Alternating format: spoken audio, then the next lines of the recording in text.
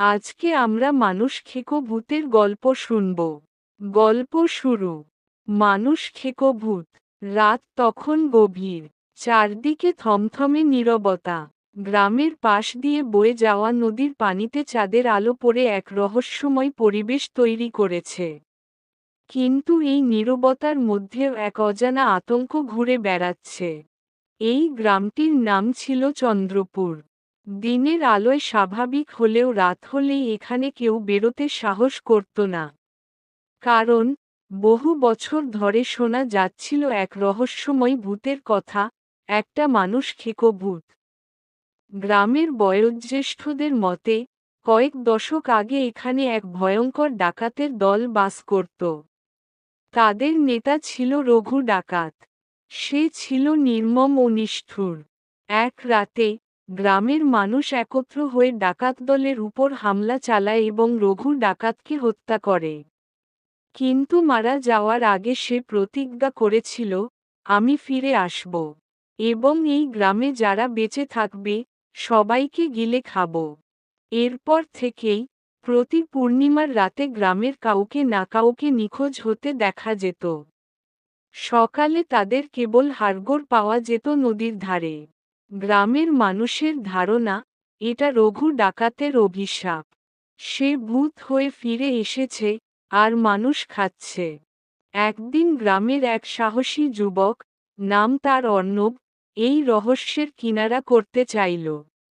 সে ঠিক করল, পূর্ণিমার রাতে একা নদীর ধারে যাবে। রাত বাড়ার সঙ্গে সঙ্গে অর্ণব নদীর ধারে গিয়ে বসে থাকল। হঠাৎ ঝোপের মধ্যে কিছু একটা নড়াচড়ার শব্দ শুনতে পেল সে। কুয়াশার মধ্যে থেকে একটা লম্বা, কালো ছায়া বেরিয়ে এল। ছায়াটার লাল টকটকে চোখ, লম্বা নখ আর হিংস্র দাঁত দেখে অর্ণবের রক্ত হিম হয়ে গেল।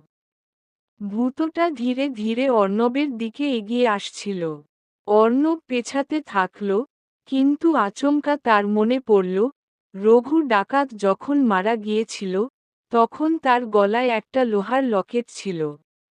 বলা হয়, এই লকেটটাই তার শক্তির উৎস ছিল।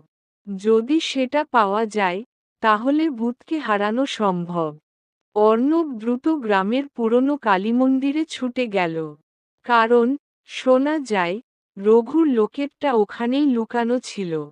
ভূত তার পেছনে পেছনে ছুটে এলো।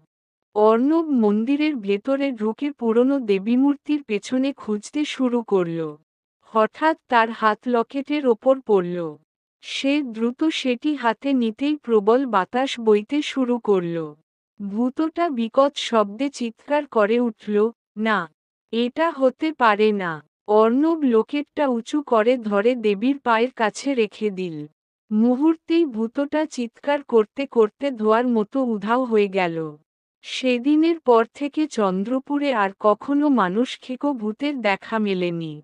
গ্রামবাসীরা অর্ণবকে বীরের মতো সম্মান জানালো, আর সেই মন্দিরে রঘুর লকেটটাকে রেখে দিলেন, যেন সে আর কখনো ফিরে না আসে।